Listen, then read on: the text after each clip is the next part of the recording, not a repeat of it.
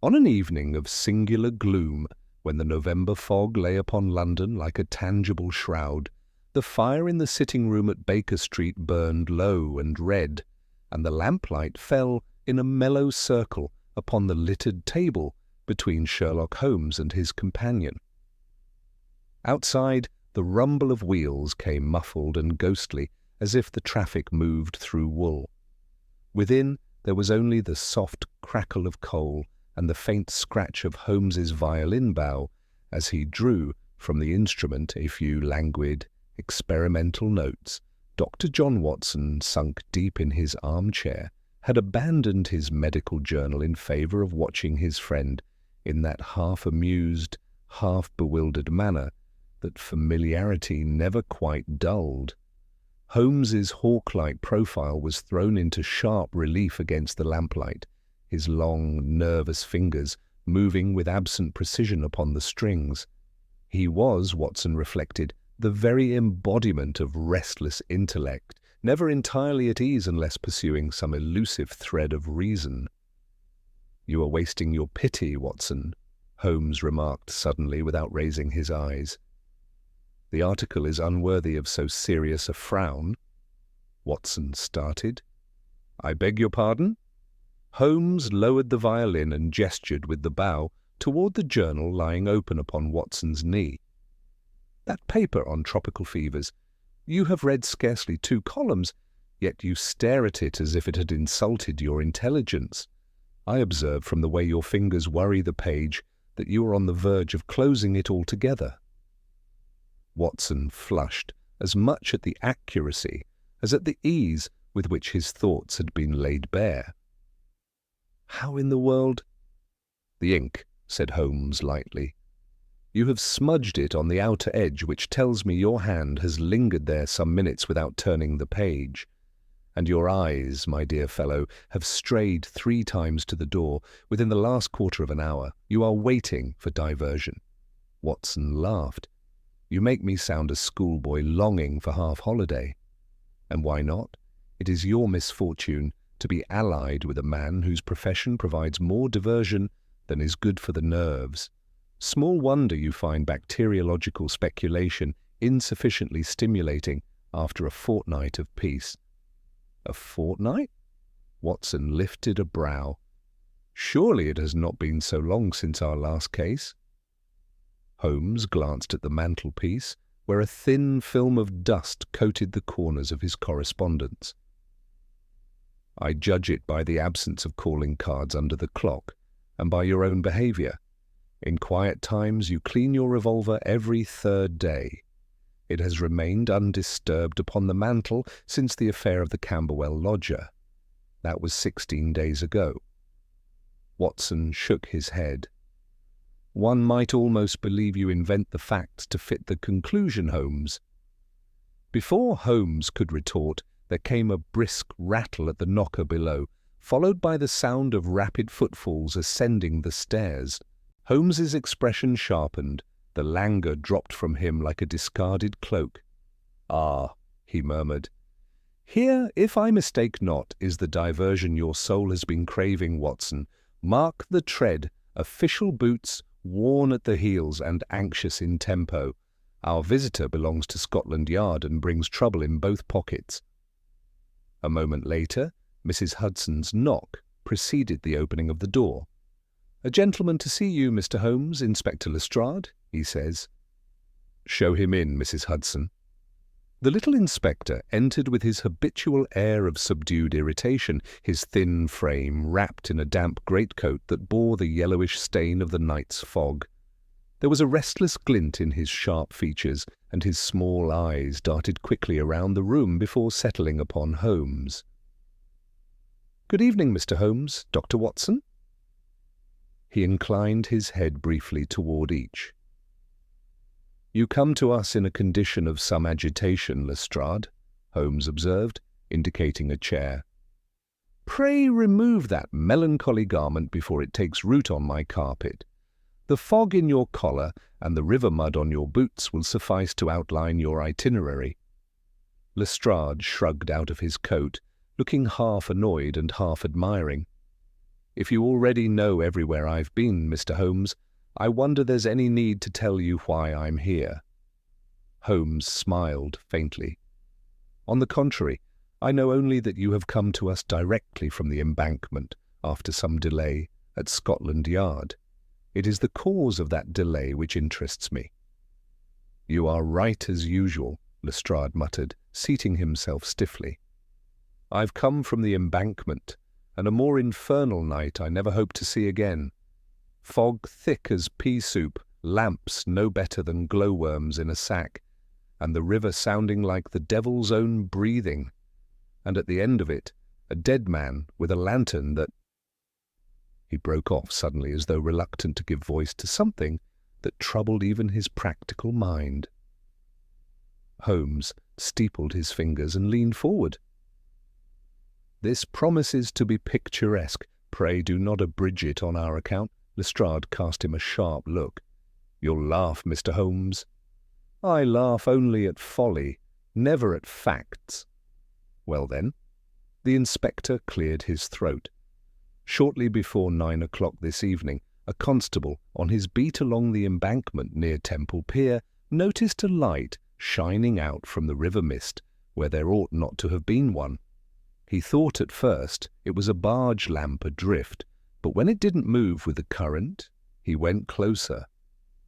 What he found was a man lying on the steps that lead down to the water, quite dead, strangled by the look of it, with a ship's lantern clutched in his right hand.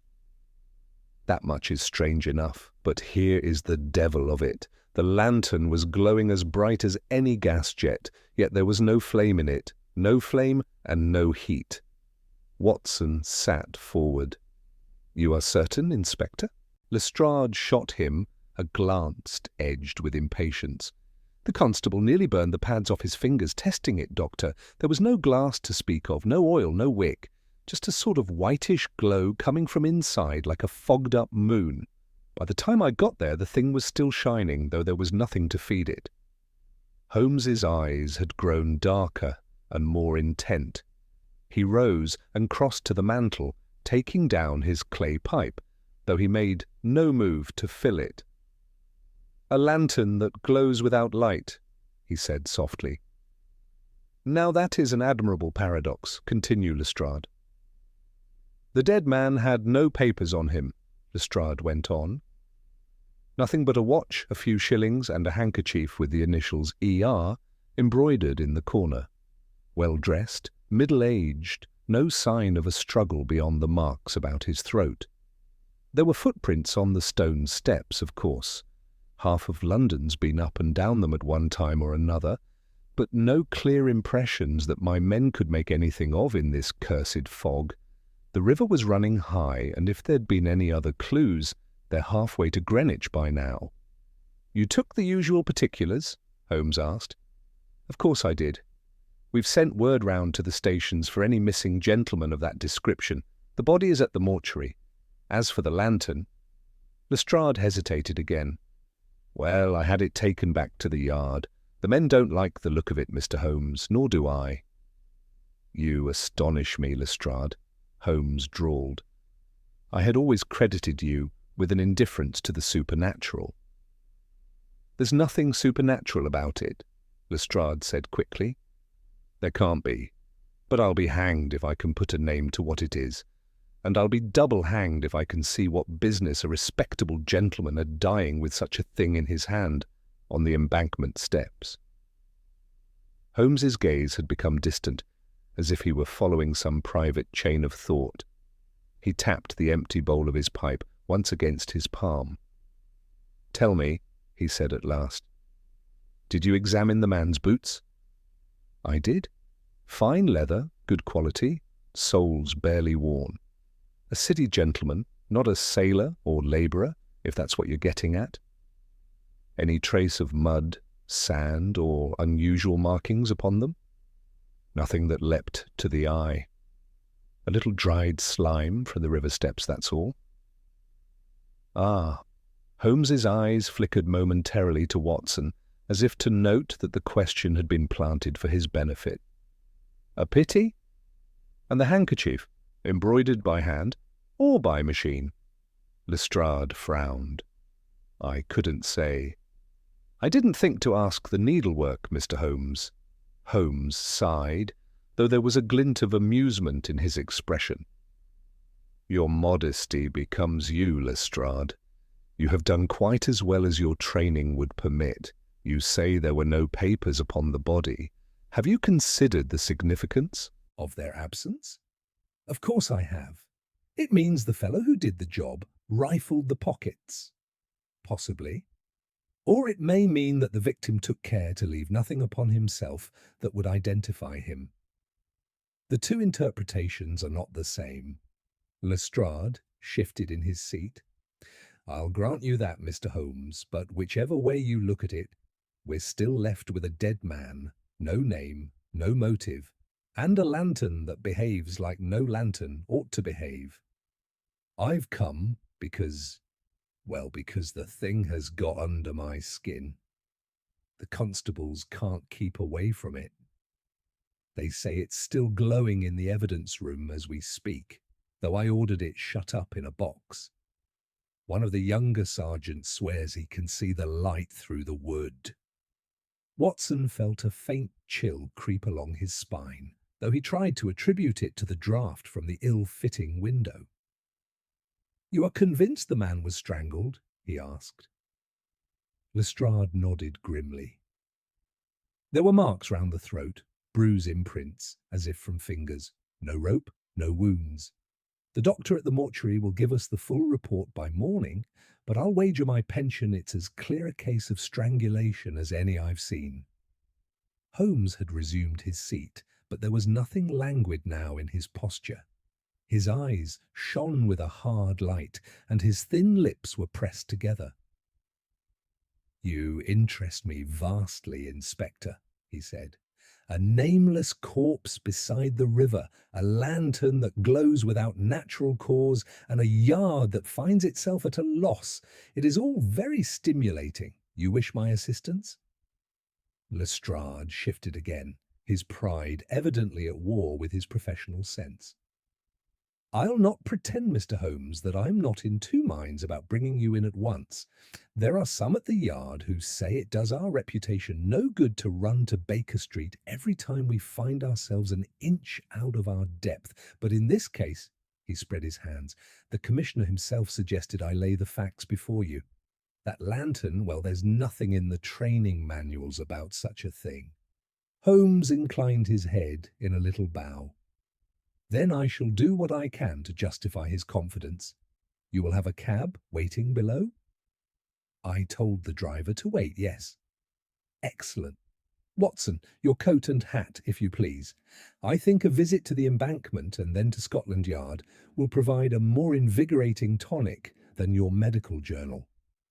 Watson rose at once, the old thrill stirring within him, the keen awareness that he stood upon the threshold of another of those peculiar adventures which were at once the bane and the glory of his association with Sherlock Holmes.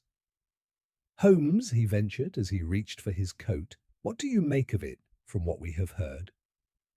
Holmes lit the lamp upon the table, then extinguished it again, watching the glow fade from the chimney. I make of it, he said slowly, a problem which has been most carefully prepared. The presence of the inexplicable is rarely accidental. When a man dies upon the river steps with a lantern that defies the senses, it is not merely a question of murder, but of intention, of what impression the murderer wished to convey. There is always a reason, Watson, even for a light that has no flame. And you believe there is a rational explanation? Watson asked. Holmes's grey eyes rested upon him with a flicker of amusement. My dear fellow, I should be vastly disappointed if there were not. He took up his Inverness cape and deerstalker from the peg. Come then, let us see this lantern that glows without light. I fancy that before we are done with it we may find ourselves entangled with more than a simple footpad upon the embankment. Lestrade, pray lead the way. As they descended the stairs and stepped out into the heavy yellow fog, Watson cast a last glance back at the warm patch of firelight in the sitting-room window. It felt in that moment as though they were leaving the solid earth of common sense behind and venturing into a region where the boundaries between the possible and the impossible had been deliberately blurred.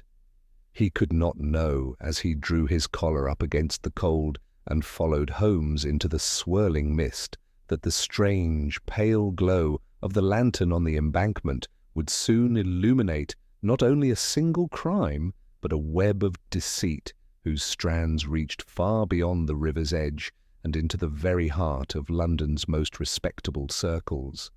The fog was thicker than ever as they emerged into Baker Street, swirling in slow, languid eddies around the gas lamps and softening their glow until they seemed no more than blurred circles in a wall of yellowish murk.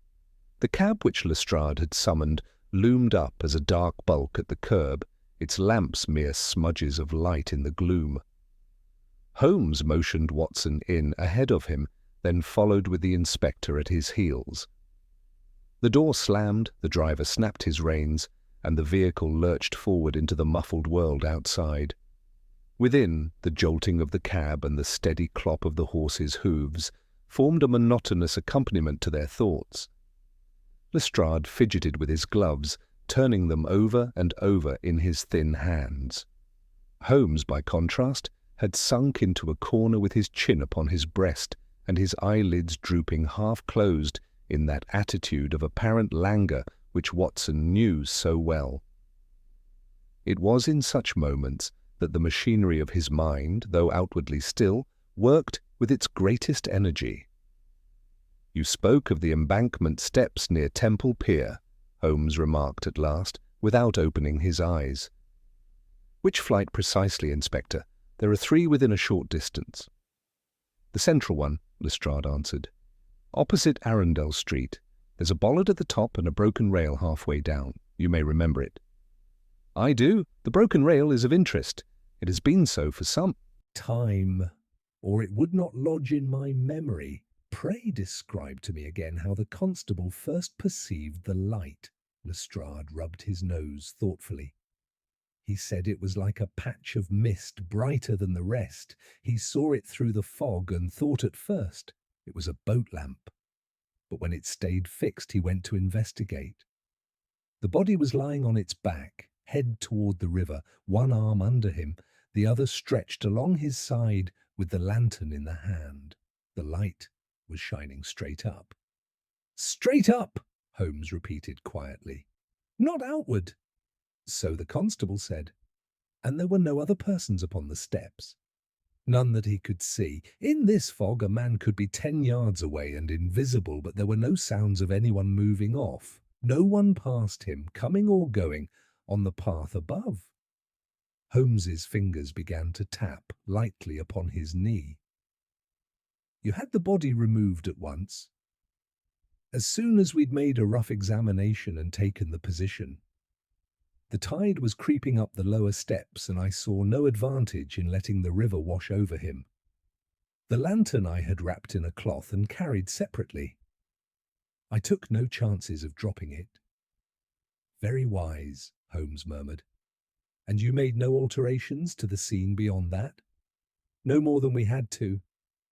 "Then with luck, there may yet be something left for us." Watson, who had been following this exchange with growing interest, ventured a question of his own. "You said there were marks upon the throat, Lestrade. Were they distinct enough to show the size of the hand that made them?" "To a point," Lestrade replied. "The doctor at the mortuary will say more, but they looked like finger imprints to me.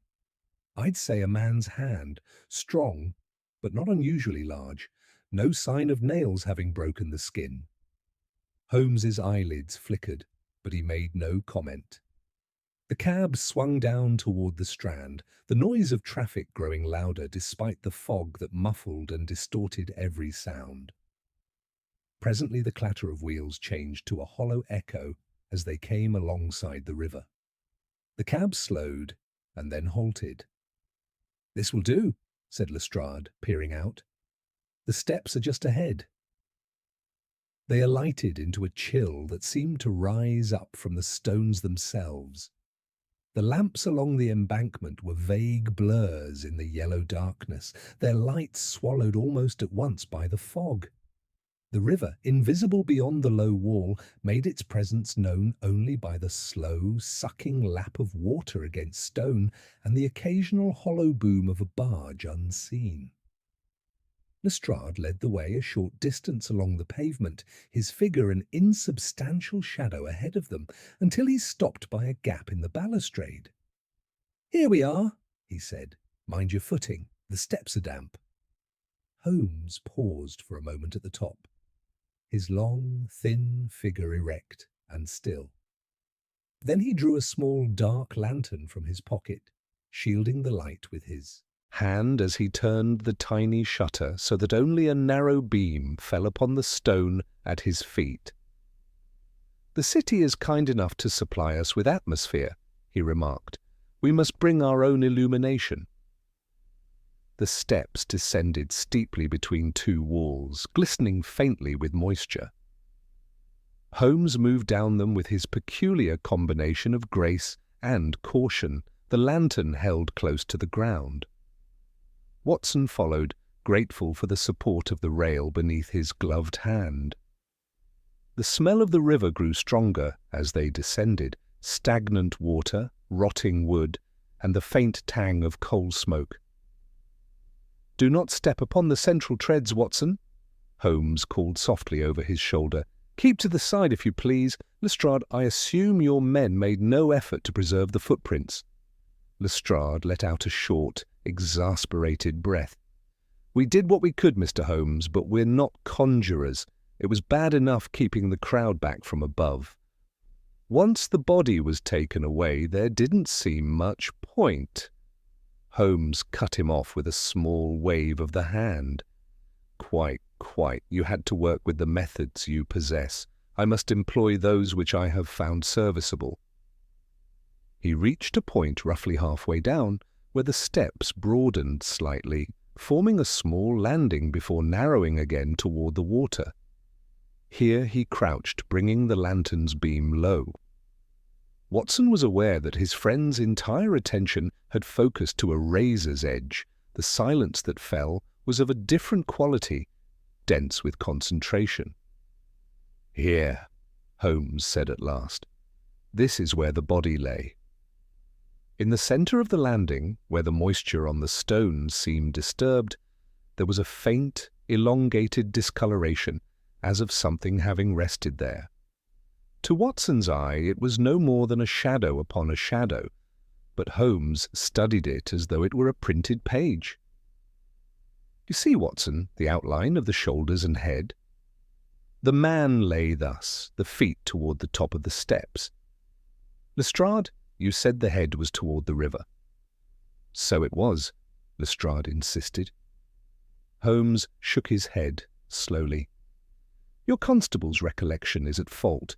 The impression here is unmistakable. The shoulders are higher than the feet. Note the deeper marking where the weight was greatest. Our man's head was toward the path above when first he came to rest." "Then he was moved?" Watson exclaimed. "After death, most probably," Holmes replied. "Observe also the faint smear here, leading down 2 steps. Blood, though it has already darkened and blended with the slime. The murderer dragged him a short distance, turning him as he went, and arranged him with the head downward." "But why in heaven's name should he do that?" Lestrade demanded. Holmes's eyes glittered. "Because, Inspector, there is a purpose in everything. The murderer had some reason to alter the appearance of the scene. Whether that reason was to mislead the police, to shield another, or to convey a particular impression remains to be seen." He shifted the lantern, directing its beam toward the right-hand wall of the stair. There, upon the damp bricks at shoulder height, Watson saw a faint, irregular mark, a sort of blurred patch. "Watson," Holmes said, "give me your handkerchief for a moment." Watson complied. Holmes pressed the folded linen lightly against the mark and then examined it in the lantern's light. A faint brown smear showed upon the white fabric. "Not blood," he murmured. "Grease of some sort mixed with grit. The impression of a shoulder, perhaps, or of some object rubbed along here. Our friend the murderer was not as careful as he might have been." Lestrade peered at the mark.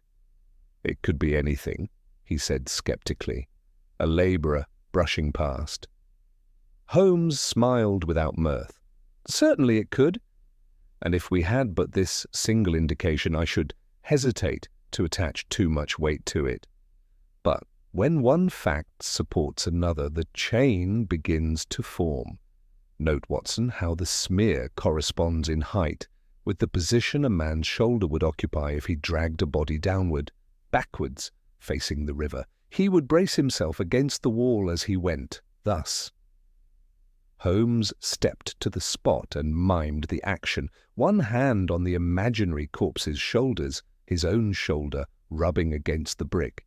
"You see?" Watson nodded slowly. Once pointed out, the correspondence was undeniable. Holmes went down a few steps further until he reached the level where the river water lapped hungrily at the stone. He paused, lifting his lantern and inhaling deeply. "There is another odour here besides that of the Thames," he remarked. "Something sharp, metallic, not unlike ozone after a flash of lightning." Watson sniffed, but the cold air seemed only to sting his nostrils. "I cannot distinguish it," he confessed. "Your senses are those of an ordinary and estimable medical man," Holmes said. "I have had cause to cultivate mine beyond the common run. Yet even you may detect it with practice. It clings to the stone here, where the lantern must have been held or set." He directed the light to a small patch upon the step, where the moisture seemed to glisten differently with a faint, oily sheen. "There," he murmured. "A residue of some kind. We shall want a sample of that, Watson. Perhaps later, under the microscope, it will tell us more about the nature of our luminous toy." "You think the lantern's peculiar properties are due to some chemical agent?" Watson asked. "I think nothing. I only suspect," Holmes replied sharply. "But I have known certain compounds to emit light under proper conditions without visible flame. Whether that applies here, and to what end, we shall discover. For the moment, let us not outrun the facts." He straightened and turned his attention to the steps above, directing the narrow beam to and fro with swift, searching movements. Presently he stopped. "Here, upon the third step from the top," he said quietly. "A partial impression, the ball of a foot, too blurred for measurements, but it faces downward, and, opposite, upon the other side, yes, a second, smaller. 2 men descended these steps not long before the body was laid here. One heavier, one lighter. The heavier returned, the lighter did not." "How can you tell that?" Lestrade protested. Holmes's smile took on a touch of his old sardonic humour. "Because, my dear Inspector, there are traces of the heavier man's ascent, barely discernible but there, while the lighter's steps appear only in descent. Look, no, do not tread upon them. They are ghostly enough as it is." Lestrade muttered something under his breath, half admiration, half vexation. "So we have 2 men, one dead, one living, and maybe a third if you count the fellow who moved the body," he said. Holmes shook his head. "No, the man who moved the body and the heavier of the 2 are one and the same. His traces are consistent from top to bottom. We have, in effect, our victim and our murderer, unless a third party has taken to flying." He closed the shutter of his lantern, plunging them once more into the murky half-light of the fog-filtered lamps above. "I have seen all that this place can tell us for the present," he said. "We must now visit the other witness in the case." "The other witness?" Watson repeated. "The lantern, Watson. It has already told Scotland Yard more than they realise. Let us see what it will confess to us." Lestrade drew a breath that was almost of relief. "Then we go to the yard?" "At once," Holmes replied. "I am impatient to make the acquaintance of this light that burns without fire. Come, gentlemen, the river has given us its share of the tale. It remains for us to hear what your evidence room has to say." The short walk back to the cab seemed even colder than their descent to the river steps. The fog pressed in so thickly that the lamps above appeared no more than faint, quivering halos. Holmes strode ahead with long, urgent steps, his coat billowing behind him in the damp air, while Lestrade followed with the uneasy haste of a man who would rather not linger where strange events had taken place.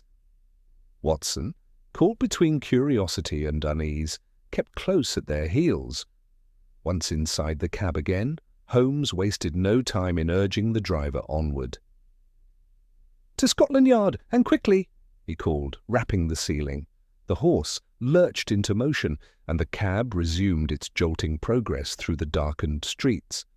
Holmes leaned back, though the tension in his profile betrayed the rapid calculations passing behind those sharp grey eyes. Watson recognized the look. Holmes's mind was assembling the scattered pieces with the precision of a man arranging chessmen before a decisive match. "Holmes," Watson ventured, "you noted the two sets of footprints. Do you believe the victim met his assailant on the steps?" "Unlikely," Holmes replied without opening his eyes. "Had they approached together from above, there would be paired impressions ascending as well as descending. Instead, we have two descending and only one ascending. No, Watson, the victim was brought there." "Brought? Against his will?" Holmes's lips curved in a faint, grim line. "Dead men do not walk, Watson. Alive, he would have struggled.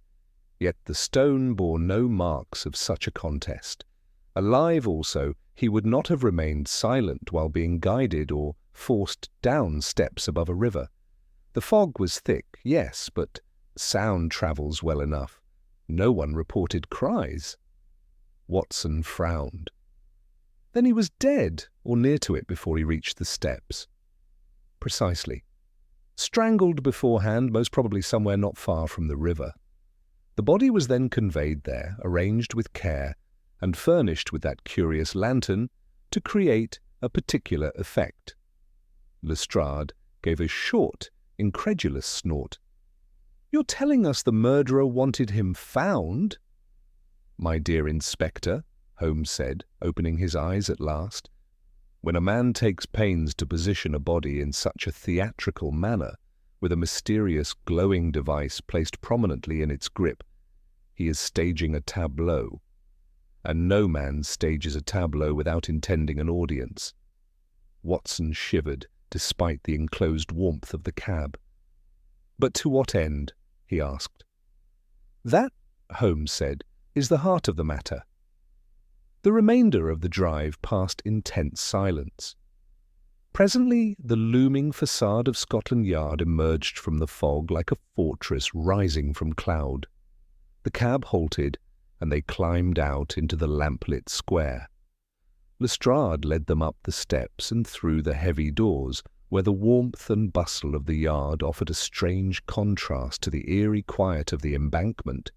Holmes, however, wasted no glances on the clerks, constables, or passing detectives, who gave him looks varying from curiosity to irritation. His entire attention was fixed upon the inspector at his side. "The lantern," he said. "Take me to it." Lestrade nodded, gesturing toward a side corridor. "I had it locked in the evidence room. No one's touched it since we brought it in. That is, well, some of the constables have looked at it, but no one's laid hands on it." Holmes arched a brow. "Looked at it?" Lestrade hesitated. "It shines through the box." Holmes's stride quickened. The evidence room was a modest chamber lit by a pair of gas lamps lined with shelves holding various objects, some mundane, some chillingly suggestive of their past use. At the far end, on a solid wooden table, sat a large, oblong crate roughly the size of a ship's toolbox. Even before Lestrade lifted the lid, the faintest pale luminescence seeped through a thin crack in the wood. Watson felt the hair at the nape of his neck rise. The glow was unnatural, not bright, but steady and cold, like moonlight caught inside some crystalline chamber. Holmes drew near, but instead of opening the crate at once, he circled it slowly, examining its edges, the grain of the wood, even the nails that held it shut. His expression grew more intense with every pass. "Inspector," Holmes said quietly, "who sealed this box?" "One of my sergeants," Lestrade replied. "Why?" Holmes did not answer directly. Instead, he reached the front of the box and held his hand an inch above its surface. Watson leaned closer and felt nothing, no heat, no chill. Yet Holmes's nostrils flared, detecting something more subtle. "There is that same odor," he murmured. "A faint metallic tang, identical to what we encountered on the stones near the river." He straightened abruptly. "Open it." Lestrade lifted the lid. The interior of the crate filled with pale silver light, bright enough to silhouette the inspector's hand. Watson leaned forward, unable to suppress a gasp. There, resting on a folded cloth, lay a lantern unlike any he had ever seen. It was framed in brass, to be sure, but the panels where glass should have been were instead formed of a milky, translucent material that glowed with steady radiance, not flickering like a flame, nor wavering like a chemical reaction, but pulsing faintly as though it were alive. Holmes's breath drew in sharply, though his expression remained disciplined. "Remarkable," he murmured. "Absolutely remarkable." Lestrade looked from the lantern to Holmes with an expression approaching discomfort. "You see why the men don't like to be in this room alone with it," he muttered. "It doesn't look natural." "Nature," Holmes replied, "has little to do with opinion. The question is what this is, and why it was placed in the hand of a murdered man." He reached into the crate, but paused a hair's breadth before touching the lantern. "Watson," he said, "observe closely. If I withdraw my hand slightly, there. Do you see how the glow strengthens?" Watson peered at the device. The light, faint a moment ago, now shone visibly brighter as Holmes's hand hovered over it. "Yes," he said softly. "It responds to proximity." "Just so?" Lestrade gave a nervous laugh. "What sort of contraption reacts like that? Electricity?" Holmes shook his head. "Too steady for electricity. A battery's current would fluctuate and a filament would heat.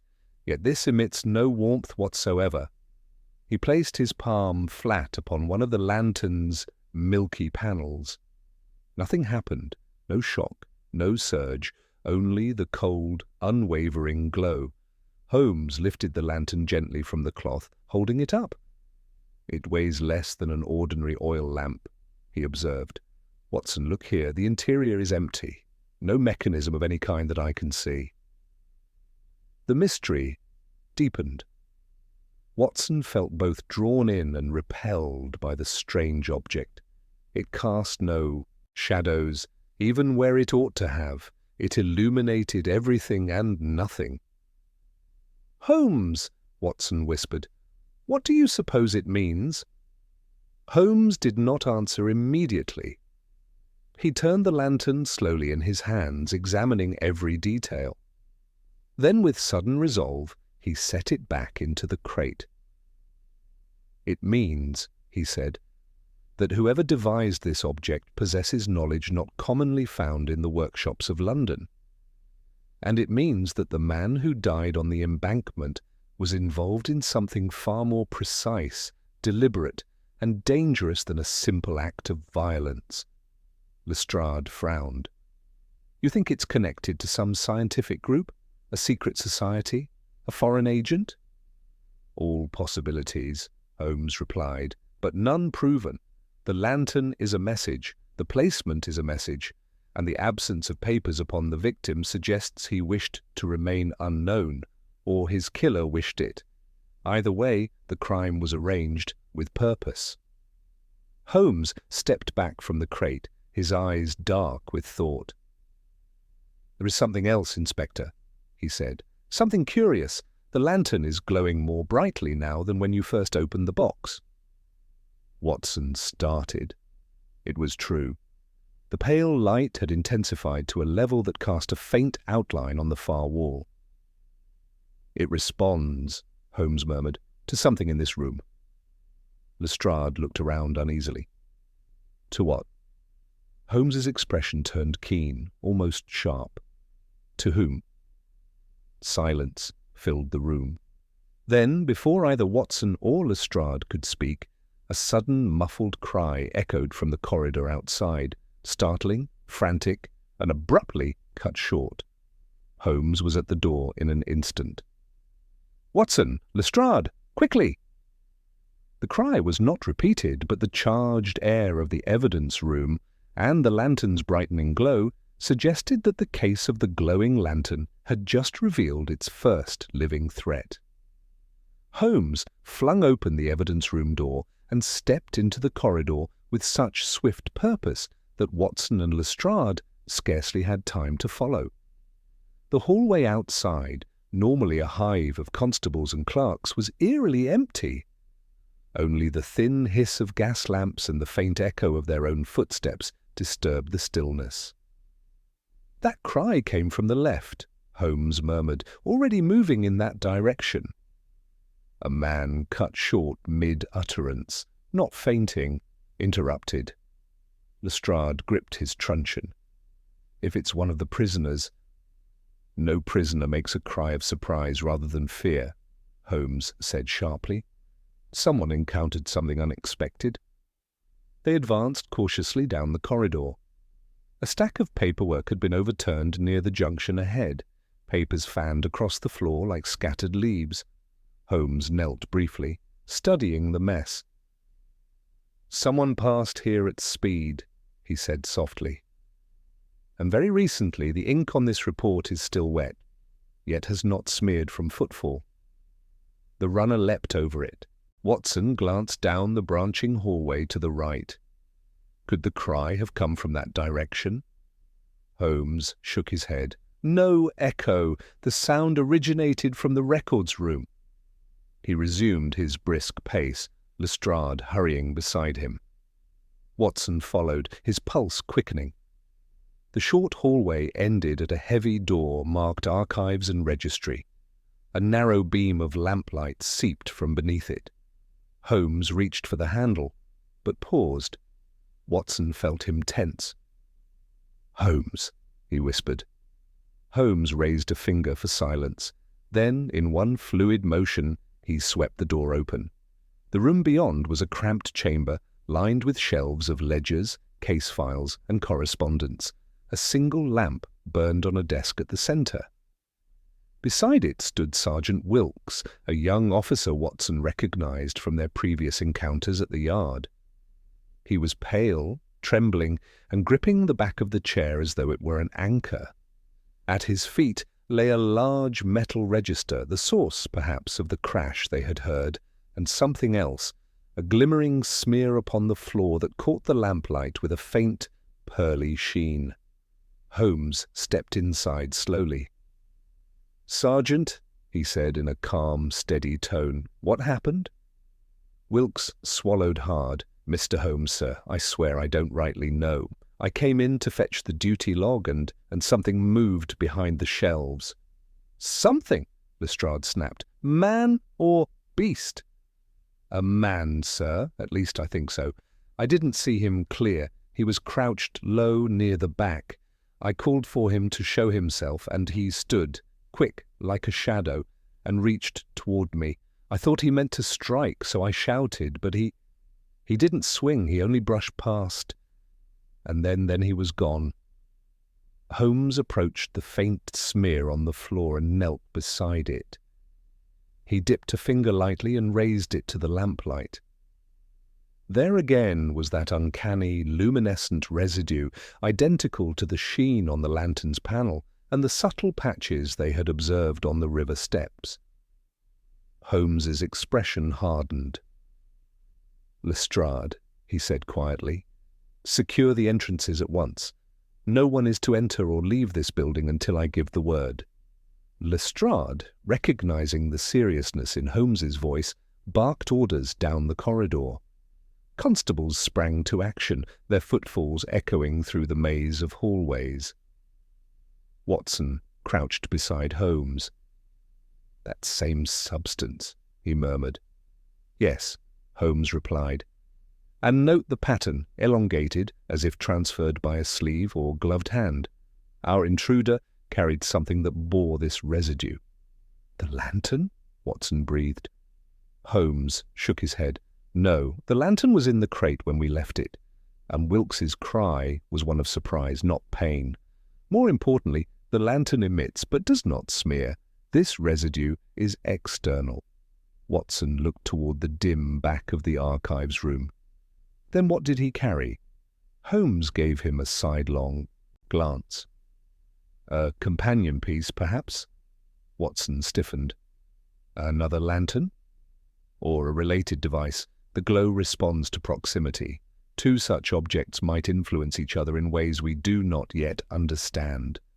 Before Watson could reply, Lestrade returned, breathless. "The building is sealed," he said. "Every constable on duty is searching the corridors.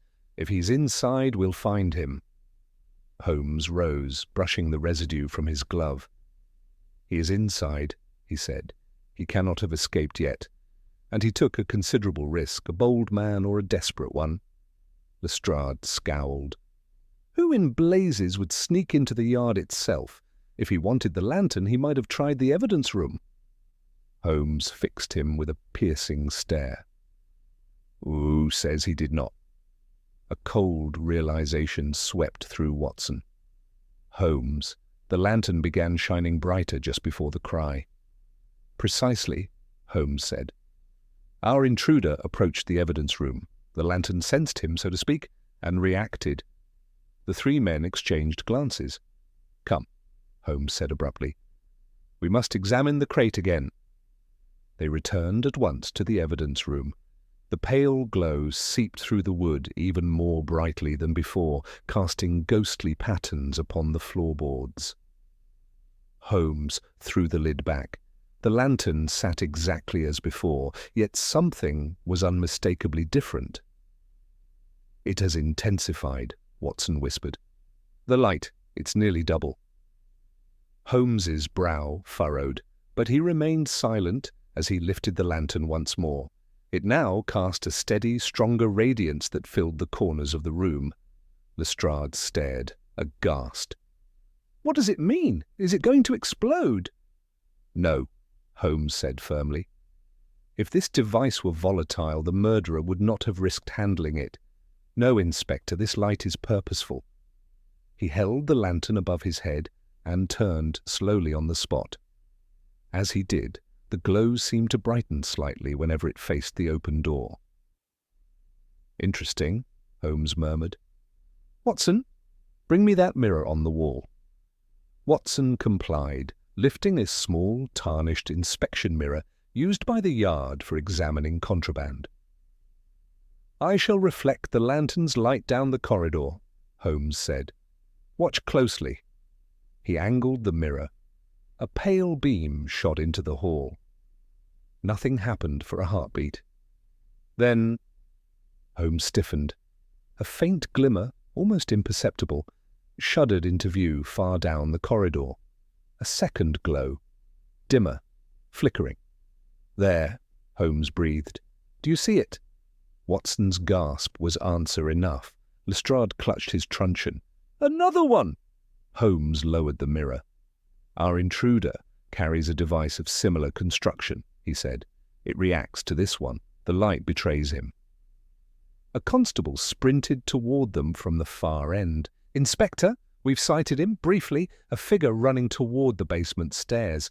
He's carrying something that shines faint-like."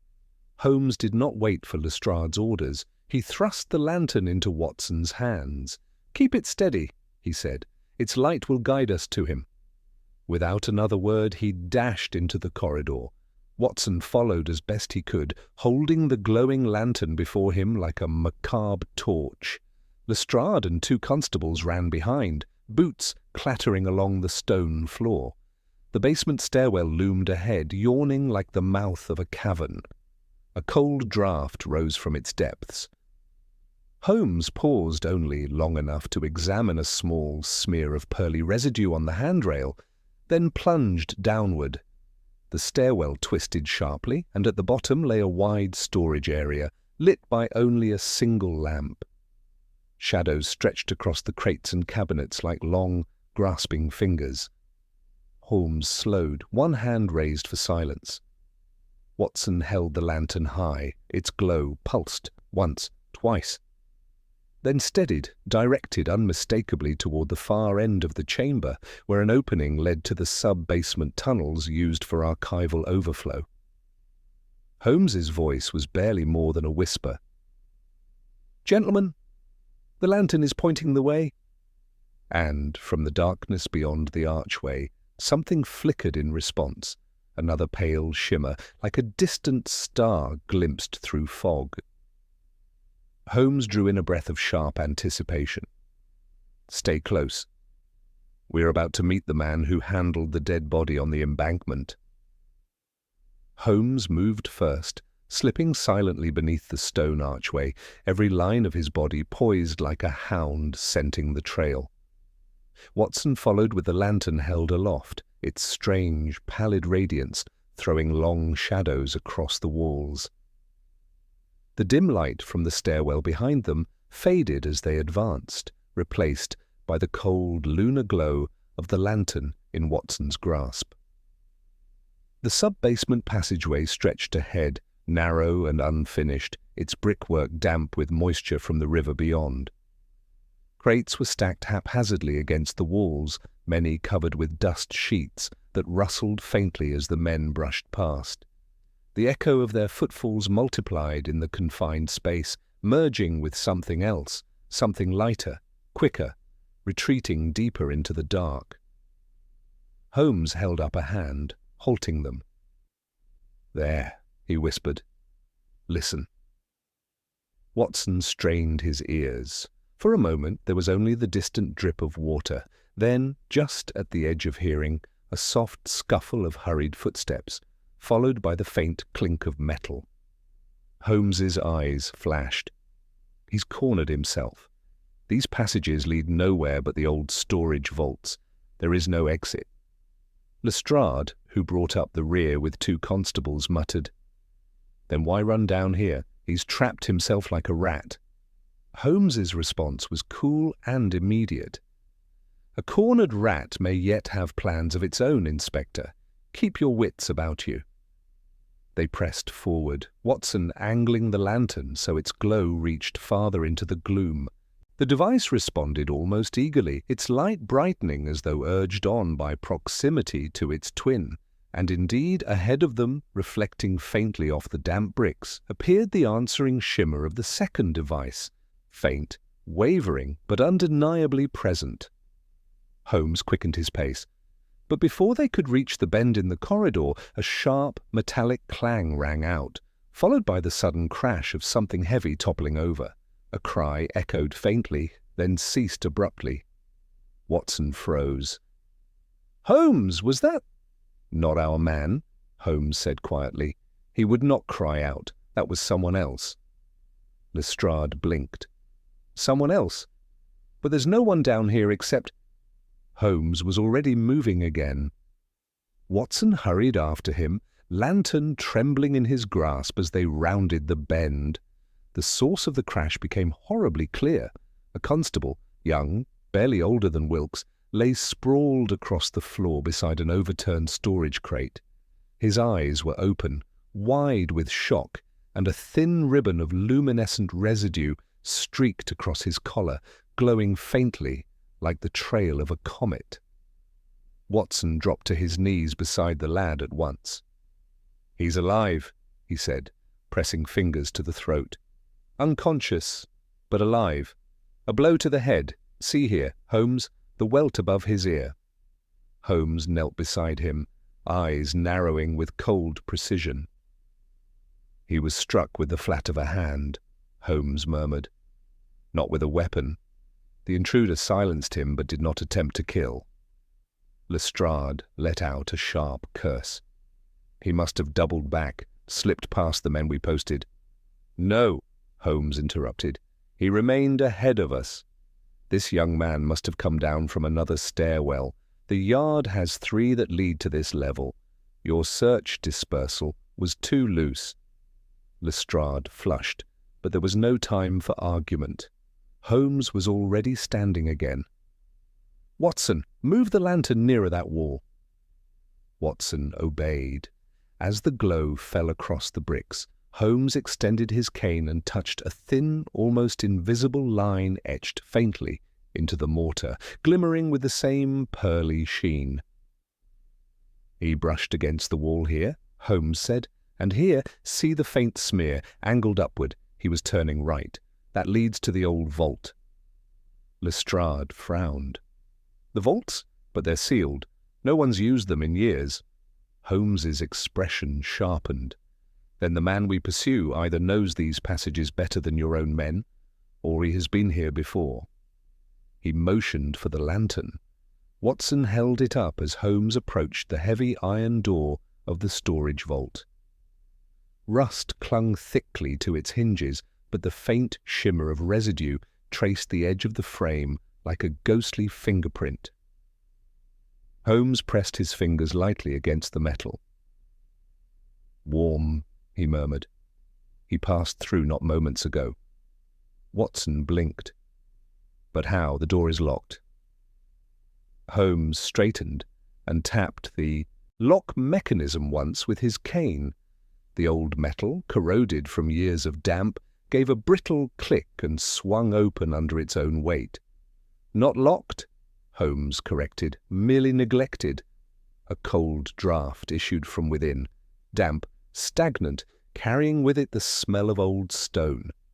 Holmes stepped inside. The vault was a cavernous chamber, its ceiling low and arched. Dust blanketed the crates and shelves, except for a narrow trail where the dust had been disturbed.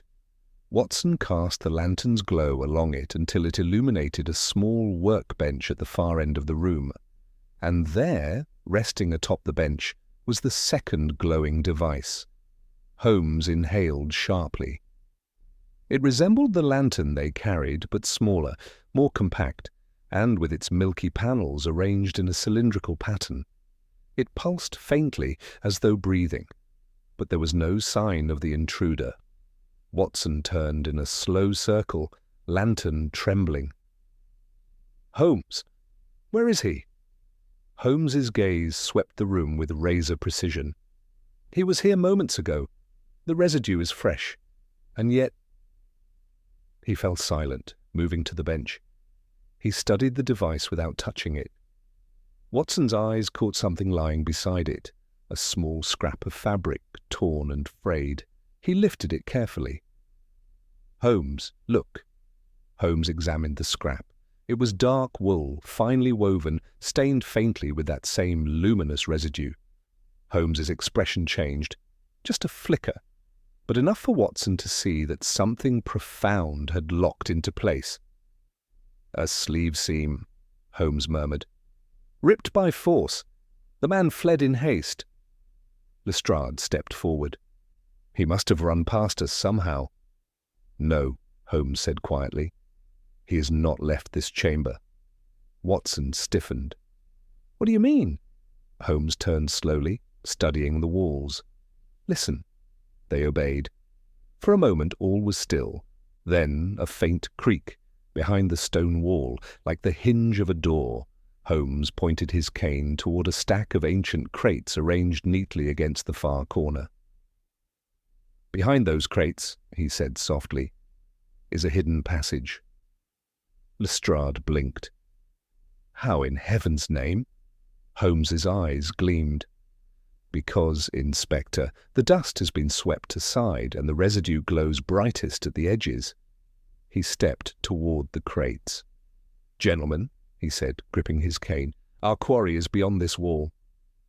As Watson lifted the lantern high, the eerie glow bathed the stones, and the seams of a concealed door shone into view, as though illuminated from within.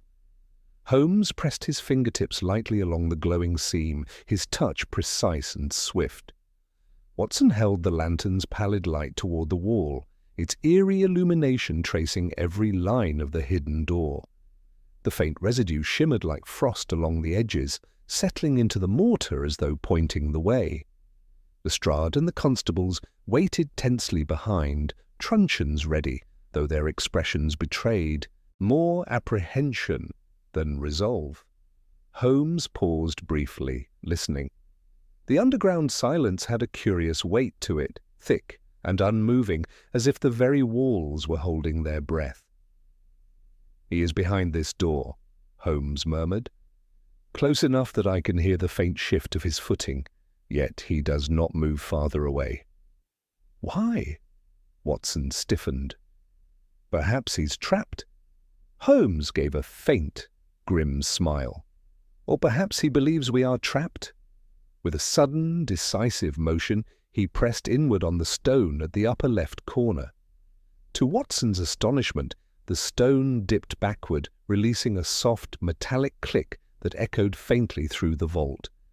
The seam brightened subtly as the door, cunningly counterbalanced, swung inward on silent hinges. A narrow passageway lay beyond, claustrophobic, constructed of unfinished stone, its ceiling low enough that Watson instinctively ducked his head. Holmes stepped inside without hesitation, motioning for Watson and Lestrade to follow. The lanterns glow threw their shadows long against the walls, the passage swallowing what little light the stairwell had offered.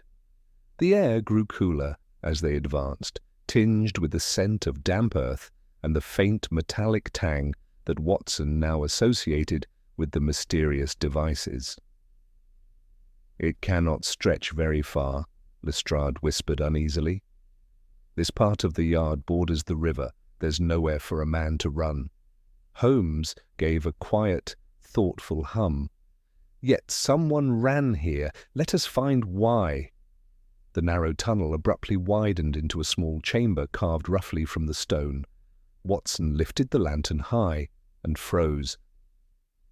The intruder stood at the far end of the chamber. He was tall and gaunt, wrapped in a long, dark coat that hung heavily from his frame.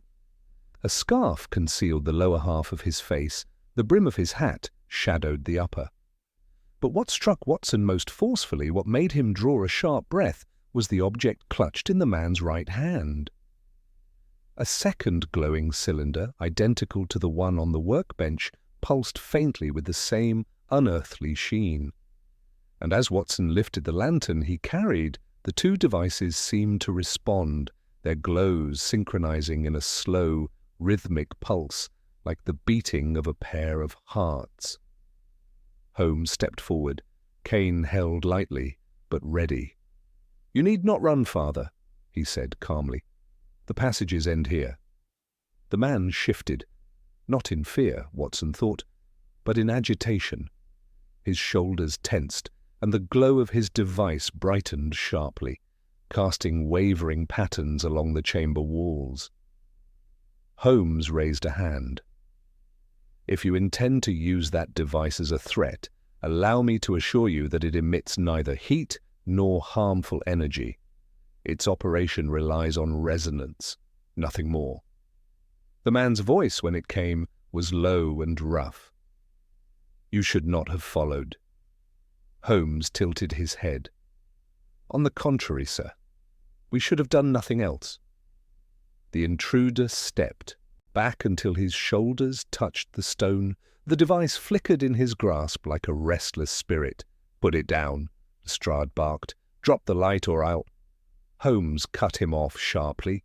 "Do not raise your truncheon, Inspector. The man is more frightened than dangerous." The stranger laughed bitterly. "You do not know what danger is, Mr. Holmes." Holmes's eyes narrowed. Then enlighten me. The man hesitated, just long enough for Watson to glimpse the tremor in his hand, the exhaustion in his stance. It wasn't meant to kill him, he whispered. He wasn't supposed to die. Watson felt his heart lurch. You admit you handled the body on the embankment? The man didn't answer directly. His gaze flicked instead to the lantern in Watson's hand. That light, it shouldn't be here. It was never meant to be found by any of you. Holmes seized the moment. You are no common criminal. Your fear is not for your own safety, but for something larger, something connected to these devices. What is their purpose? The man's breath caught sharply, and he pressed his back harder into the wall. If I speak, more will die. If I stay silent... He broke off, voice cracking. Holmes advanced by a step. A man has already died. Silence will not resurrect him. The intruder's eyes glinted behind the brim of his hat. You think me a murderer? Holmes studied him. A murderer? No, but liars come in various shades. Yours appears to be the kind that masks desperation, not malice. If you strangled the man on the embankment, your hands would show bruises where he resisted. Your coat would bear marks of struggle. I see neither. Watson blinked. Then he did not kill the man? Holmes's voice softened almost imperceptibly. He was there after the fact, and he moved the body deliberately. The man's shoulders sagged as though Holmes's words had loosened some inner knot. He lowered the glowing device marginally. I tried to save him, he whispered. But I was too late. Lestrade growled. Then why stage the body like some morbid? Because, the man cut in sharply, there are those looking for the lantern, men who would kill to reclaim them, men who already have. Holmes's eyes sharpened. You feared they would pursue him even in death. Yes. The man's voice was barely a breath. And now they will pursue you. A chill passed through Watson, not from the tunnel, but from the quiet certainty in the man's tone. Holmes stepped closer still. Your fear is real. Your motives, however unclear, do not align with a murderer's. Tell me your name. The man hesitated. Then...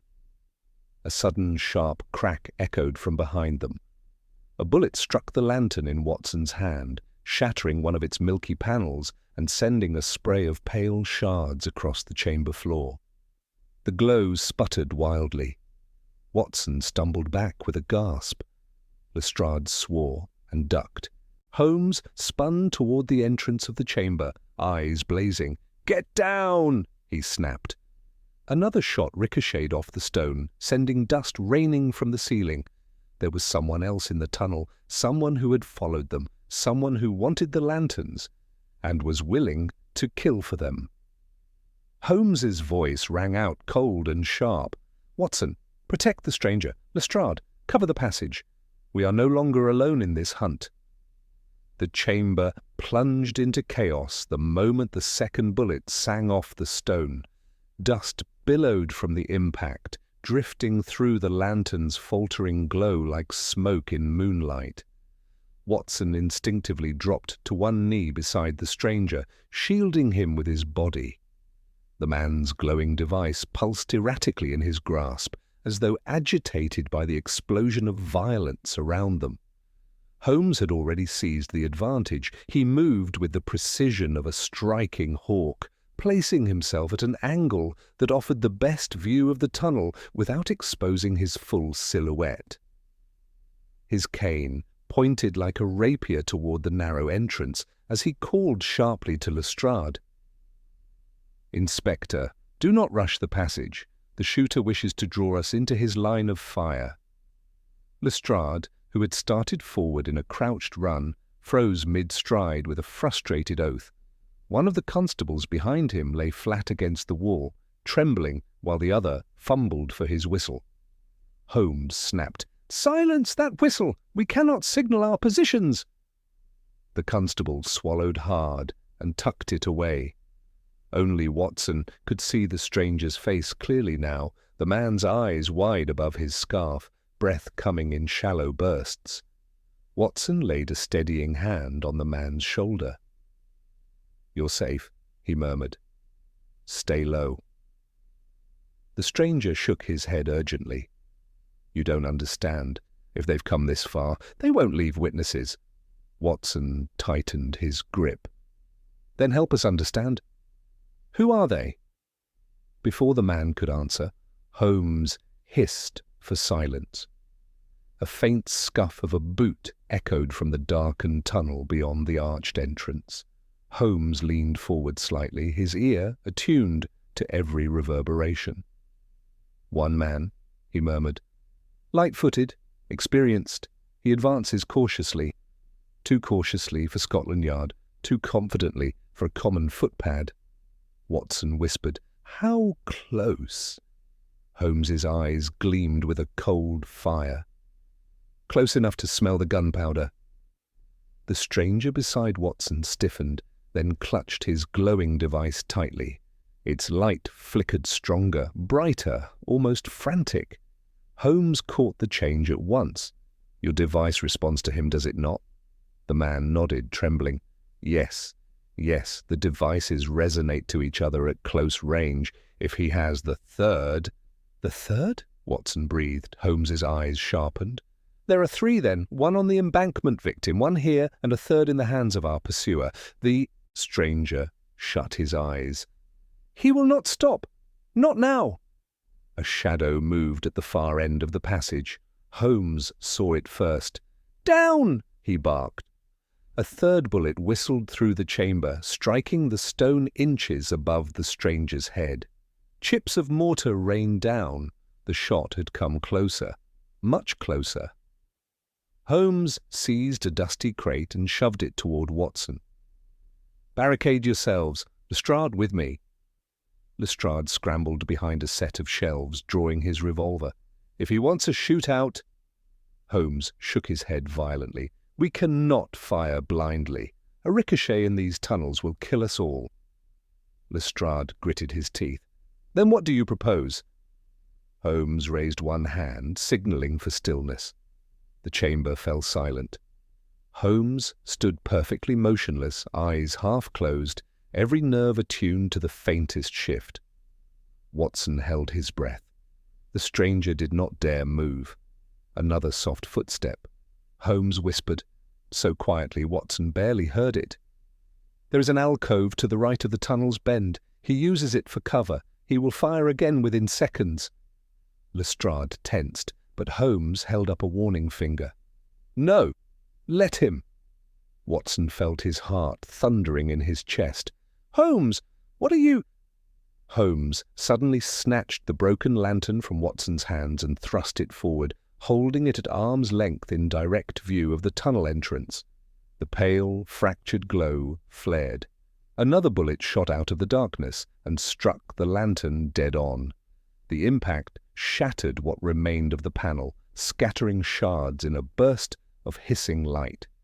Holmes didn't flinch. "The shooter," he said softly, "aims not for us but for the devices." Lestrade blinked. "What?" Holmes's voice took on the fierce clarity of revelation. "He has been targeting the lanterns, not our heads. Our pursuer does not wish to kill us. He wishes to destroy the resonance objects." Watson felt a jolt of cold understanding. "He fears what they might reveal." Holmes nodded. "Precisely." The stranger slumped against the wall, despair in his eyes. "If he destroys the devices, the truth dies with them." Holmes set the shattered lantern gently aside. "Then we must ensure he destroys nothing more." He glanced meaningfully at the glowing cylinder still in the stranger's grasp. Its pulse steady now, as if in defiance. Lestrade whispered, "Holmes, he's advancing again. I heard cloth brush the stone." Holmes's eyes narrowed. "Good. Let him come. I have a plan." Watson felt his breath catch. "A plan?" Holmes lowered himself behind the crates opposite Watson and the stranger. When he steps into the chamber, he will aim for the stronger of the two remaining devices, the one our friend carries. He will therefore expose his arm and shoulder first, then his head. That is when we must strike. Lestrade bristled. But with what? We can't fire back. Holmes lifted his cane with a weird, faint smile. I assure you, Inspector, this Oakwood companion has felled more dangerous adversaries than a concealed gunman. Watson, gripping the lantern reflexively, spoke softly. Holmes, be careful. Holmes gave him a curt nod. Then silence swallowed the chamber once more. They waited. Seconds passed. A faint shadow lengthened across the wall of the tunnel. Holmes's grip on his cane tightened. The intruder stepped into view. Tall, hooded, coat dark as the tunnel behind him. In his left hand, unmistakable even in the dimness, he held the third glowing device, its faint pulse like a heartbeat in the gloom. He raised his revolver toward the stranger's lantern. Holmes moved. He lunged with such speed that Watson barely registered the motion, a blur of shadow and certainty. Holmes struck the intruder's hand with the full force of his cane. The gun clattered to the floor. The stranger gasped. Lestrade surged forward, but Holmes had already tackled the man, driving him back against the stone. The glowing device fell from the intruder's grip, rolling across the floor with a soft, chiming hum. Holmes pinned the man's wrist as Lestrade snapped cuffs around the other. It is over, Holmes said coldly. Do not resist. The intruder snarled beneath his hat, but Holmes twisted his arm just enough to make defiance pointless. Watson hurried forward, lantern in hand. The stranger clutched his own device protectively, eyes darting with fear, but now also relief. Holmes pulled back the intruder's hood at last. Watson drew in a sharp breath. I know this man, Lestrade said, stunned. He's no common criminal, he's... Holmes finished the sentence grimly. He's a member of Her Majesty's own scientific bureau. The chamber seemed to shrink around them, the air tight with revelation. Holmes stared into the captured man's cold, calculating eyes. And now, he said softly, I believe we shall finally begin to understand why a man was murdered on the embankment with a lantern that glowed without fire. The man glared up at Holmes with a hostility sharpened by frustration more than fear. His breath came fast, but his movements were deliberate, controlled, a man trained to master his nerves. Even with Lestrade holding his arms and the cold iron of handcuffs biting into his wrists, he radiated a dangerous confidence. Holmes, crouched beside him, examined every twitch of muscle, every flicker in his eyes. A member of the Scientific Bureau, Holmes repeated softly, skulking through secret tunnels, firing at unarmed men, and attempting to destroy government property. Curious conduct for a civil servant. The man's lip curled beneath the shadow of his hat. You know nothing of what you meddle in, Holmes. Release me now, and I may spare you from the consequences. Holmes gave a thin, razor-edged smile. Threats already? I had expected better etiquette from Her Majesty's scientists. Watson stepped forward, lantern casting its faint, broken glow on the chamber walls. The stranger they had protected hovered at his side, gripping his own glowing cylinder so tightly his knuckles whitened. The pulse of his device remained steady now, sympathetic to the third cylinder on the ground, but no longer frantic with danger. The intruder's eyes flicked toward the cylinder he had dropped. For the first time, genuine alarm cracked through his composure. "Don't touch it," he hissed. "You don't know what you're handling." Holmes retrieved the cylinder with deceptive casualness, holding it between two fingers, as one might hold a wine glass.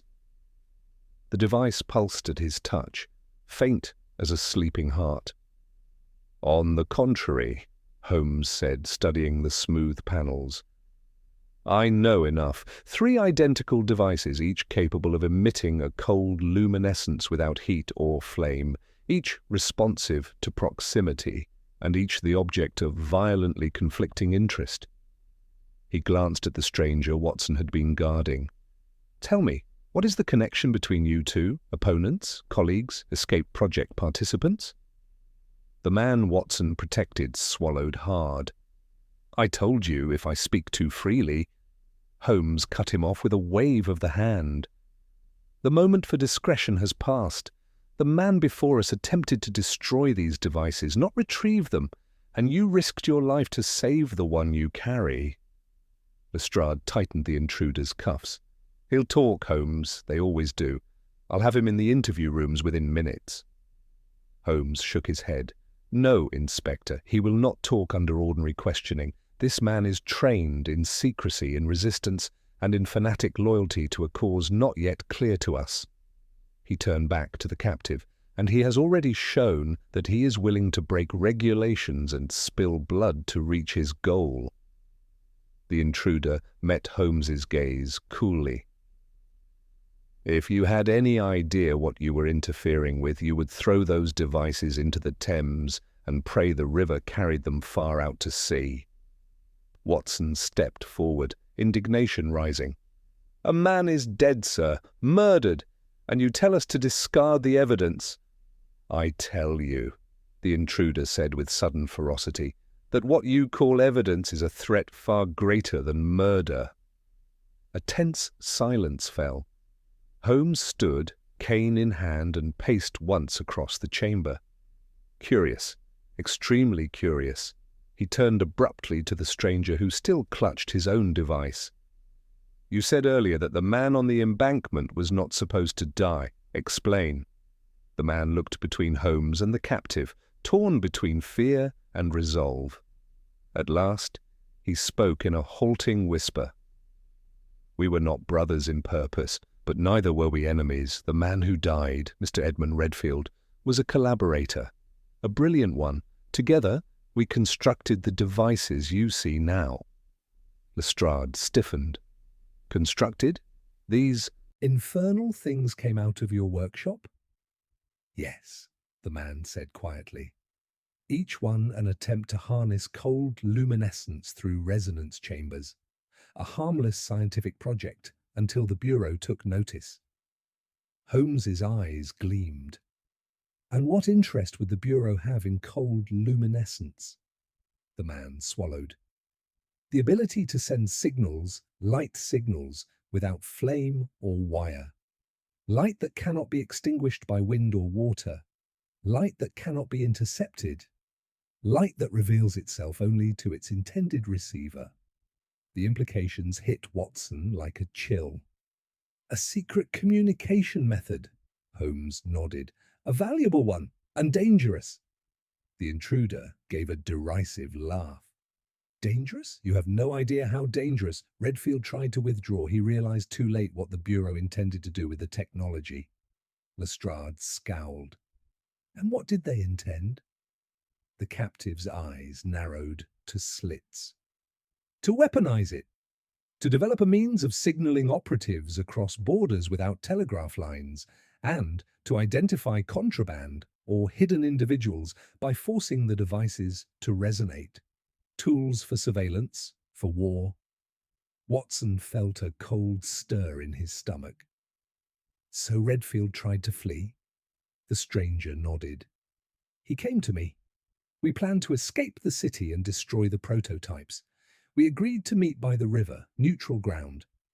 But when I arrived, I found him already dead. Holmes studied him sharply. And so you staged the body? Yes, to mislead the Bureau, to make them believe he died in the presence of his device. I hoped they would assume the lantern was compromised and abandon their pursuit, at least long enough for me to hide the remaining prototypes. Holmes's cane tapped softly against the stone, marking the beat of his analysis. And our friend here, he gestured toward the bound intruder, was sent to retrieve the prototypes and silence anyone involved. The captive spat at the ground. To prevent catastrophe, That man was a traitor, and you, he glared at the stranger, are a fool who dragged civilians into a matter of national security. Holmes's voice cut like steel. Do not sully the name of national security with murder. Lestrade stepped forward, jaw tight. Holmes, this is treason, internal conspiracy. I need to bring both of them in immediately. Holmes raised a hand. Yes, Inspector, but not without the devices. He held up the cylindrical lantern. We cannot allow these to fall into the hands of those who disregard lawful authority. The intruder sneered. Lawful? You think Scotland Yard can protect what you do not understand? Holmes's eyes hardened. Understanding is precisely what I intend to achieve. Before anyone could move, a distant cry echoed down the stone passages, a constable's voice. Inspector Lestrade, there's movement upstairs, armed men at the yard entrance. They're forcing their way. In! Lestrade swore explosively. More of them, blast it! Holmes turned to Watson, urgency sharpening every line of his face. Watson, secure the lantern. Stay close to our informant. Lestrade, guard the prisoner. He swept up his cane and strode toward the tunnel entrance. The chamber shook faintly as heavy boots stamped overhead. Holmes glanced back once, grey eyes burning. The Bureau has come in force, and they intend to reclaim these devices or destroy them by any means necessary. Watson gripped the shattered lantern tightly, heart pounding. Whatever secrets lay behind the glowing devices, Holmes had just stepped into the centre of a conflict far more deadly than a single murder. And the real danger was only now beginning. The sound of pounding boots above them shook dust from the ceiling, each thud reverberating through the stone like the drumbeat of a tightening noose. Holmes paused at the archway, head slightly tilted, listening with unnerving precision. Watson felt the lantern tremble faintly in his hands, its remaining panels flickering with an anxious pulse as though it too sensed the encroaching danger. Lestrade barked rapid commands to the constables in the chamber, his nerves stretched taut. Form up! 2 of you guard the prisoner. If he so much as twitches, you restrain him. The rest with me. Holmes turned sharply. No, Inspector, you must not rush upstairs. That is precisely what they expect. If you meet them head-on, they will seize the advantage, and likely the devices. Lestrade bristled. We cannot just sit here while armed men storm the yard. Holmes placed a hand on his arm, firm and unyielding. Nor can we allow ourselves to be corralled by a group whose numbers we do not yet know. They are not here to challenge you. They are here to retrieve or eliminate a scientific discovery they deem too dangerous to leave in the wild. The captive sneered despite his restraints. And you believe you can outmaneuver trained operatives? You overestimate yourself, Holmes. Holmes's gaze sharpened. On the contrary, sir, I simply refuse to underestimate you. A shout echoed from the main stairwell above, this time unmistakably hostile, followed by the metallic rattle of a door forced open. The constables in the passage stiffened, white-knuckled. Holmes motioned Watson forward. Stay with our informant. Keep the device hidden. Whatever happens, do not allow it into their hands. Watson nodded, though a cold unease knotted his stomach. The stranger beside him breathed shallowly, clutching his device to his chest. These men, he whispered to Watson, they answer to no public office. They will kill anyone who threatens their directive. Watson swallowed hard. Then let us ensure we do not threaten it blindly. Holmes raised his voice for the room to hear. Gentlemen, I require your attention. The men upstairs will sweep downward. They will expect panic, scrambling. Disarray. Instead, we give them confusion of another kind. Lestrade shot him a wary glance. Holmes, if you have a plan, I suggest you state it quickly. I intend to mislead them, Holmes replied. We allow them to find what they believe they seek, an empty vault, a trail that leads nowhere, and the faint evidence of an escape that never occurred. "And how," Lestrade demanded, "do you propose to fool trained agents?" Holmes's lips curved slightly. "With light, Inspector, and shadow." He turned to Watson. "The lantern?" Watson handed it over reluctantly. The damaged device flickered weakly, its once steady glow marred by cracks. Holmes examined it, turning it in his hands.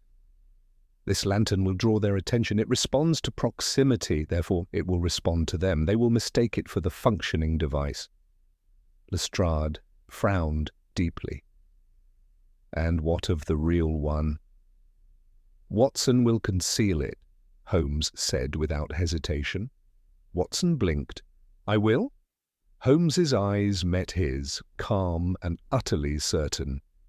"There is no one I trust more. Stay with our informant. Guard him and his device. Should anything happen to me, you will be the last safeguard."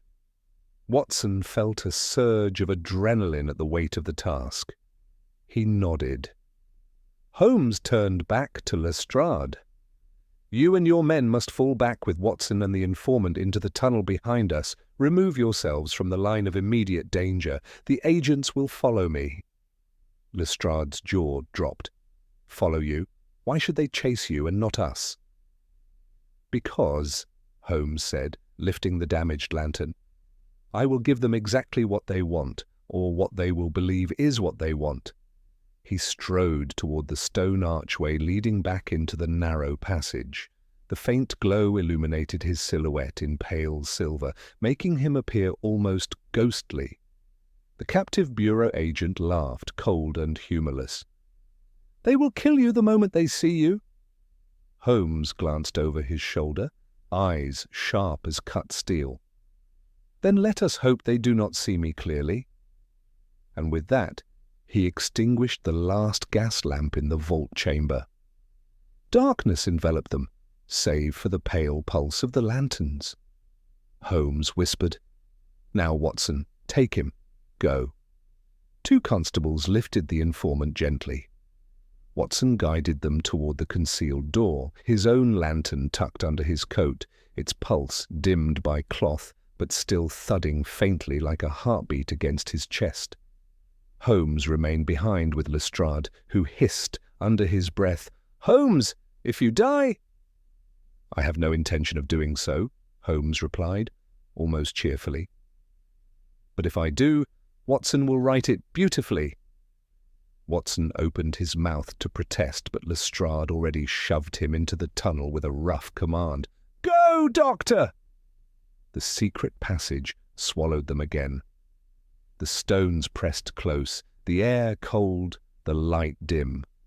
Behind them, Holmes moved into the main corridor with steps so soft Watson barely heard it, a predator stalking larger prey.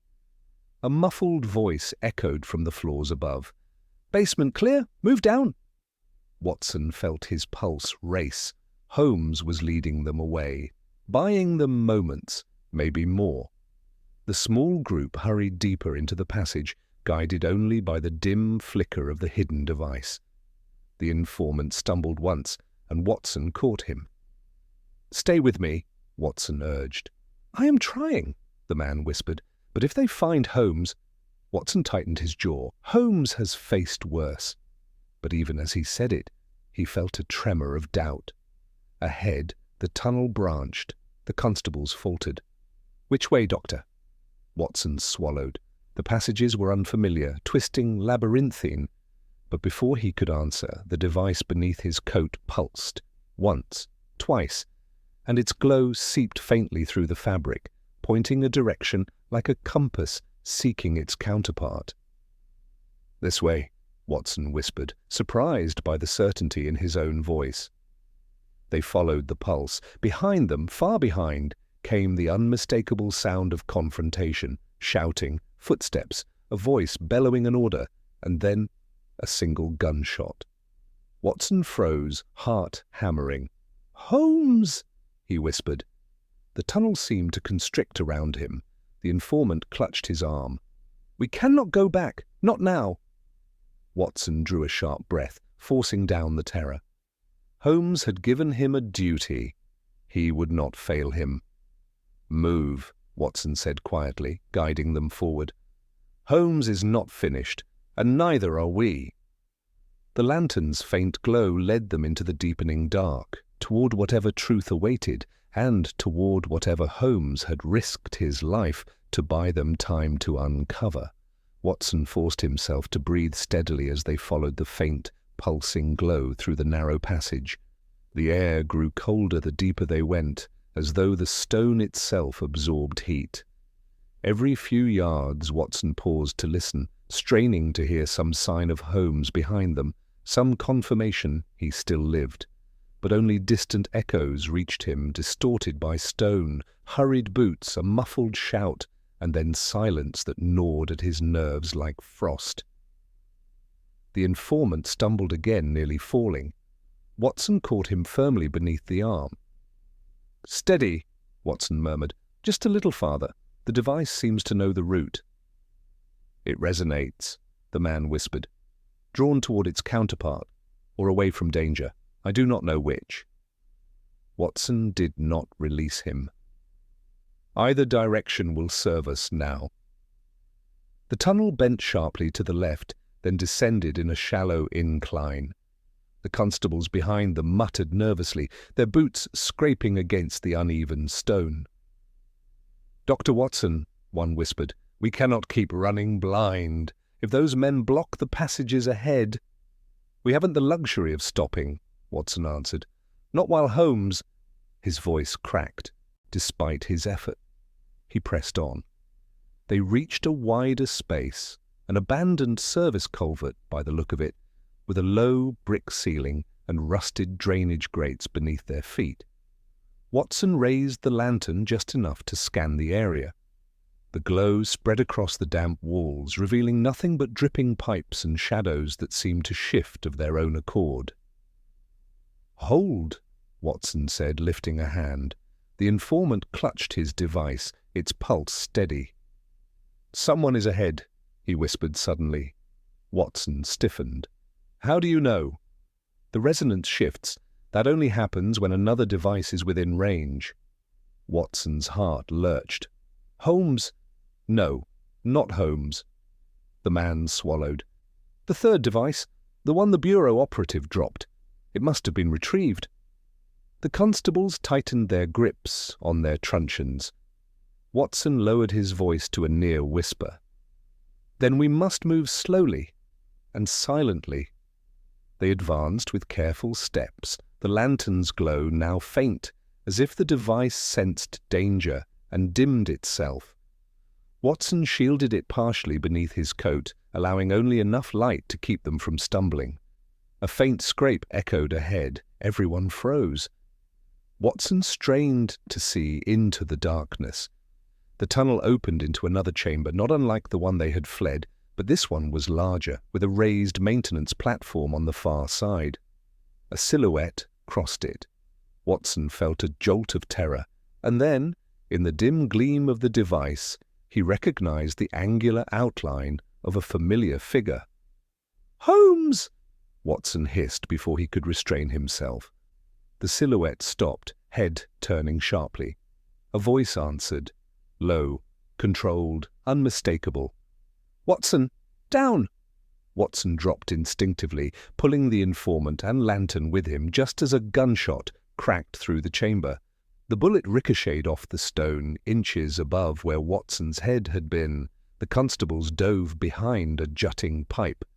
Holmes sprinted toward them, moving with a speed that left only streaks of motion in the shadows. Watson's heart surged. Holmes was alive, but not alone. From the platform emerged two figures, guns drawn, advancing with the ruthless precision of trained operatives. Holmes slid behind a rusted water tank, calling out sharply, "Watson, do not reveal the lantern. Keep it hidden, no matter what you see." Watson obeyed instantly, tucking the glowing device safely against his chest. The informant crouched beside him, trembling violently. "They'll kill us all," the man whispered. Holmes shouted from behind cover, "Not if we make them uncertain which direction to strike." With that, Holmes hurled a length of loose pipe into the darkness opposite Watson's position. The clatter echoed like a dozen fleeing footsteps. Both operatives fired toward the sound, rounds pinging across the stone. Holmes used their distraction. With a burst of movement, he swept from cover and struck the air near a man's arm with his cane. The gun flew from the operative's hand, clattering to the floor. The constables surged forward to aid him, but the second operative reacted with furious speed, lunging toward Holmes, blade in hand. Watson rose halfway, adrenaline surging. "Holmes!" Holmes pivoted sharply, parrying the knife with his cane, the metal ringing as it caught the steel. Sparks flew. Holmes stepped sideways, forcing the attacker to twist awkwardly. With a precise motion, Holmes hooked the man's wrist and bent it sharply. The knife clattered to the ground. But the struggle was far from over. The first operative had recovered and seized the dropped gun, aiming directly at Holmes. Watson moved without conscious thought. He leapt from his hiding place, lantern in hand, thrusting its glow outward like a warding flame. The moment the bleeding light exposed itself, the operative reacted exactly as Holmes had predicted. He swung the barrel toward the lantern, ignoring Holmes completely. Holmes seized the instant. He struck the gunman from behind with full force. The operative collapsed, weapon skittering across the stones. The second, still reeling from the blow to his wrist, staggered backward. Holmes, breathing hard, turned toward Watson. "Watson," he said hoarsely, "I told you not to expose yourself." "I exposed the lantern," Watson corrected breathlessly. "Not myself." Holmes suppressed a strained smile. "As ever, a distinction only you would observe at a moment like this." Lestrade and the remaining constables poured into the chamber at last. Within moments, both operatives were subdued and shackled. Holmes turned toward the informant, who remained crouched by Watson's side, shaking. "You see," Holmes said gently, "your caution was warranted, but so was your trust." The informant swallowed. "Is it over?" Holmes shook his head. "Not over, but controlled." He lifted the damaged lantern from Watson's hands, then gestured toward the glimmering device the informant still carried. "These devices," Holmes said quietly, "will require a secure place to rest, and a fuller accounting than any of us have heard yet." Lestrade approached, wiping sweat from his brow. "Holmes, we've captured 3 men. 2 here, 1 below. The building is secure." Holmes nodded. "Good. But do not be deceived. The true motive behind this affair is still hidden." He looked toward the tunnel they had escaped. Redfield's death, the prototypes, the Bureau's actions, all threads in a tapestry we have yet to fully unravel. The cold glow of the devices shimmered faintly, casting long shadows across Holmes's face. Watson felt the weight of the mystery settle back around them, no longer immediate with danger, but deeper, more intricate. Holmes's voice lowered. "And now that the guns are silenced, gentlemen, the time for deduction truly begins." The chamber finally fell still. Even the echoes of the confrontation seemed to retreat into the stone, as though exhausted by the violence they had carried. Holmes stood with his cane resting lightly against the floor, his breath steadying, his eyes already sharp with the mental precision that followed the climax of danger. A detective reborn the instant the threat passed. Lestrade's men dragged the 2 unconscious operatives toward the main stairwell, leaving only Holmes, Watson, the informant, and the faint luminescence of the surviving devices in the culvert's cold air. Holmes motioned for Watson to bring both functional cylinders close. Their soft, synchronized glow cast long, ghost-like reflections across Holmes's features. "Now," Holmes said quietly, "we may have our answers." The informant, his nerves still frayed, stood straighter, "You know much already, Mr. Holmes, perhaps more than any of us anticipated." Holmes inclined his head. "Enough to reconstruct the events leading to Redfield's death, and enough to expose the web your bureau has spun." He tapped the damaged lantern with his cane. "But not yet enough to know the full truth. That is what I require from you now." The man looked down, struggling with fear, guilt, and a sense of duty that had long been torn in two. "Redfield," Holmes began gently, "intended to flee with the prototypes, but he did not run far, not by choice. He was intercepted." The informant closed his eyes. "Yes," Holmes continued. "The bureau man who just attacked us, he was not acting alone. The 3 operatives were deployed to recover the devices, but only one, your captured colleague below, reached Redfield first. Tell me, was he meant to retrieve Redfield alive?" The man shook his head. "Alive, yes. Unharmed, no. They intended to make him submit by force if necessary, and return him for questioning." "Yet he was strangled," Watson said gently, "not subdued." Holmes's expression darkened. "Precisely. Redfield's killer panicked. The struggle grew violent. When Redfield resisted and attempted to destroy his lantern rather than surrender it, the operative choked him. Too long, too fiercely. It was a blunder, not an order." The informant nodded miserably. "He feared punishment from his superiors, so he staged the scene to conceal his mistake." "And you," Holmes said, turning his keen gaze upon him, "found the body moments after the killer fled." The man's voice trembled. I saw the lanterns glow through the fog. I thought he was alive. I was wrong." "You moved the body," Holmes said softly, "to throw the bureau off the trail." "Yes, I placed him in a position they would not expect, hoping their assumptions would mislead them." Lestrade muttered bitterly. "Which nearly did mislead us."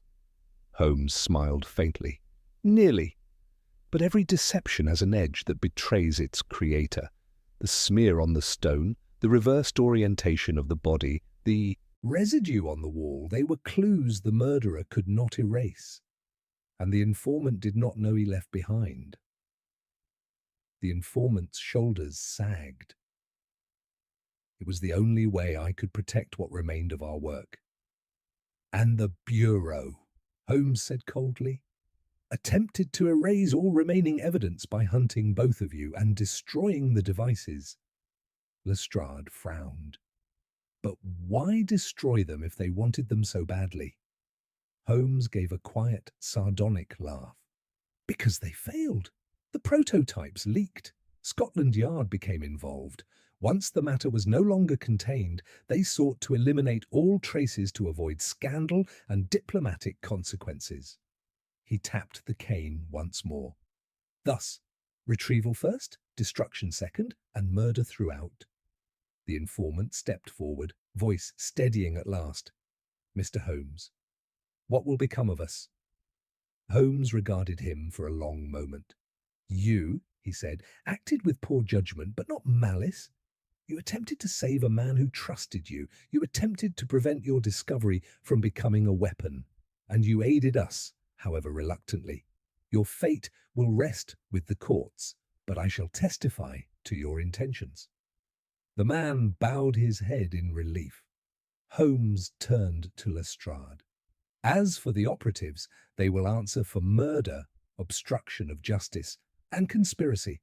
Scotland Yard will have the honour of presenting them to the magistrates." Lestrade puffed up slightly. "We'll see them properly charged." Holmes nodded. "As for the devices, these must not fall into the hands of any clandestine bureau. Their use, benign or otherwise, demands oversight beyond secret committees." Watson asked softly, "What do you propose?" Holmes turned to him with a rare, warm flicker of respect. "I propose we entrust them only temporarily, to science, not espionage. I will personally deliver them to a neutral academic society pending full investigation. The Royal Society, perhaps." Lestrade blinked. You can arrange that? Holmes's brow lifted. Inspector, I can arrange many things. Watson smiled faintly, though his nerves were still settling. Holmes offered the final word with the steady, reflective cadence of a man closing the case in his mind. Redfield's brilliance cost him his life. His discovery, used wrongly, could cost far more. Tonight, we prevented its misuse, and for that we owe thanks not only to reason, but to courage. He turned to Watson first, then to the informant. And now, he added, let us ascend from these tunnels. The air of London, foggy though it may be, will seem sweet after such darkness. They made their way back through the stone passages, guided more now by memory than by the lantern's fading light. When they emerged at last into the yard, dawn was breaking faintly over the city. The fog still clung to the streets, but the first touch of pale gold pierced through it. Holmes paused on the steps, breathing deeply. "A curious affair, Watson," he murmured. "One part science, one part secrecy, and the remainder human folly, as always." Watson nodded. "And brilliantly solved, as always." Holmes's lips curved in a modest line. The solution was inevitable once the facts arranged themselves. I merely had the advantage of perspective. Watson laughed softly. "Holmes, you are the only man I know who can describe genius as perspective."